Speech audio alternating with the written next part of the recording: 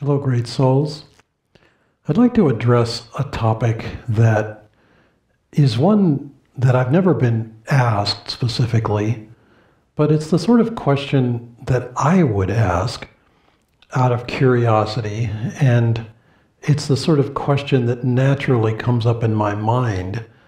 And so I thought, let's address the topic of vacation. Is there such a thing, or is there a place for a vacation on the spiritual path?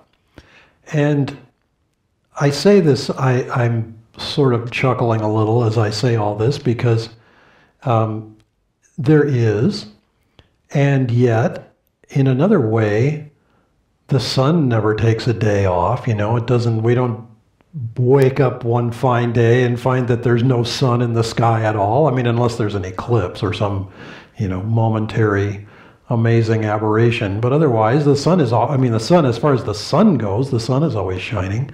The Guru's light is always there. God's grace is always present.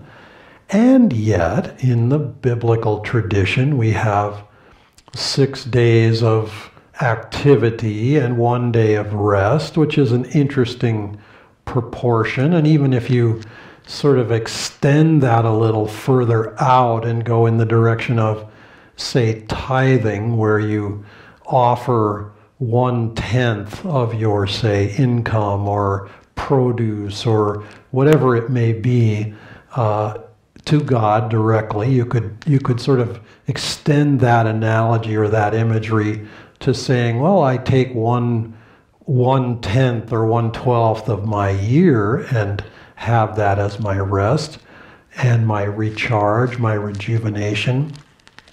So I think there is a place for it. The question is, what place?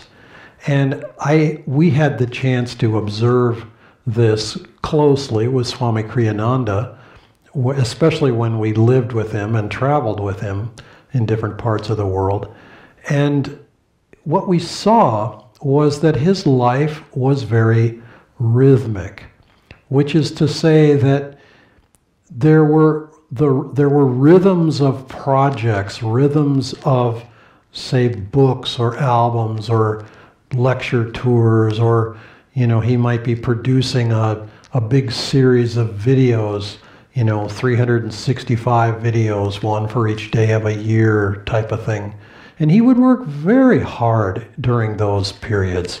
He would sometimes be up all night, half the night. He'd be up at 3 in the morning and he might be working again all the way until midnight the following night. If he was in a flow, if the juices were flowing, if the energy was moving, he was working very, very vigorously, very energetically, very enthusiastically, but calmly as well.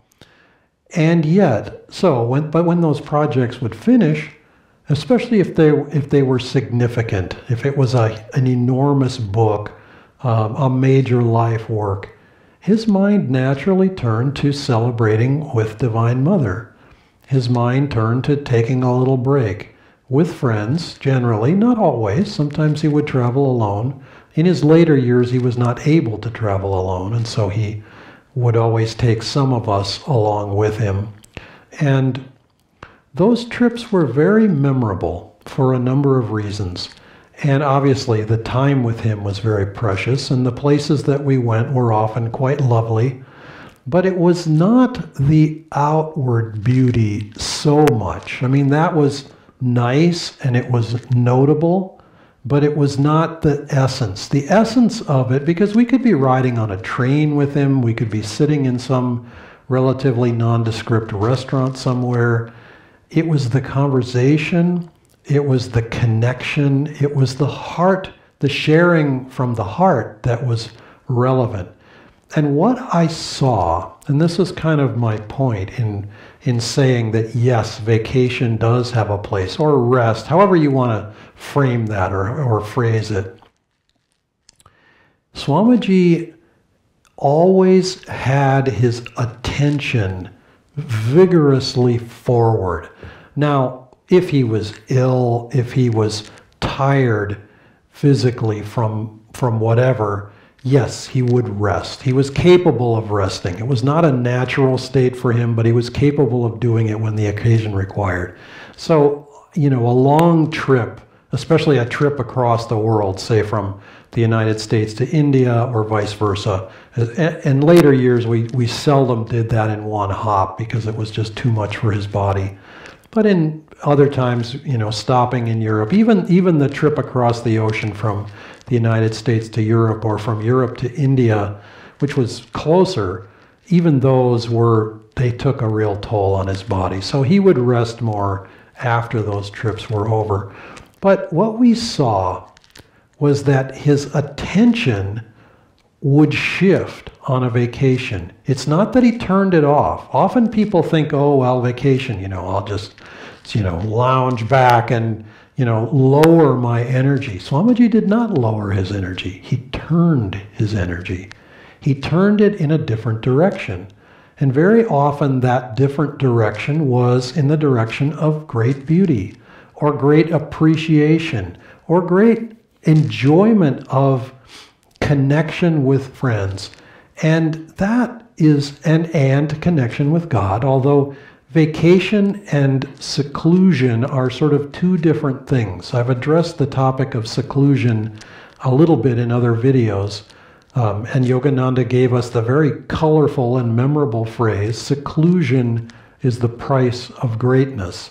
And since I've made videos, recorded videos on that exact topic, I won't wade into that now, except to say that seclusion is a time where we really dedicate entirely to our spiritual life, entirely to the connection with God.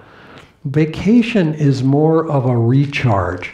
And what I watched recharging with Swamiji meant often his creative juices would start to flow. He needed a few days to rest, to recover from travel, from the strain of whatever he had been working on. But after that, it's like the bubbles would start forming and the energy would begin flowing. And that was very inspiring to watch and very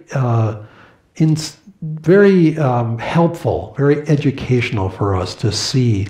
Because I don't know, I just always thought, well, you go on vacation, you read a book, and Swamiji would read a book. He was often, in fact, he was almost always reading some sort of book, a P.G. Wodehouse book, humorous book, a novel of some kind. He was a classic. His library was filled with classics, and wherever he went, he either had a library or he created a library. So there was always something interesting that he was reading, that he was interested in. But mostly what he did on vacation was recharge. And that is a very, very helpful thing for all of us to do at one time or another. The month of August in Italy is the month of vacation. And of course, not the entire country can't take off, but by golly, it can seem like that sometimes. The beaches fill up. People are off, businesses are closed here and there, the hours are severely curtailed, that sort of thing. So, the country itself just sort of says, okay, look, it's hot, it's summer, the agricultural part of our world, the crops have been planted, it's not time to harvest, let them run, we're taking August off at the beach. And on a rhythmic basis, that can be very, very helpful.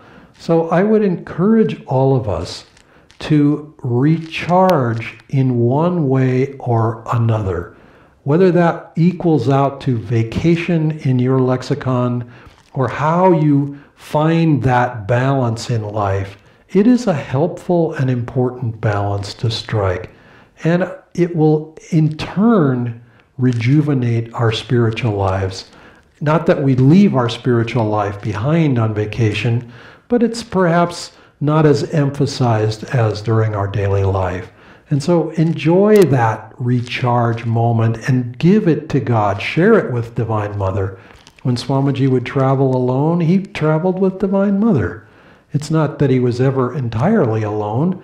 He was always with Master or Divine Mother. Let us take our vacation with the divine in one way or another, and we will find that our entire lives are blessed. Namaste.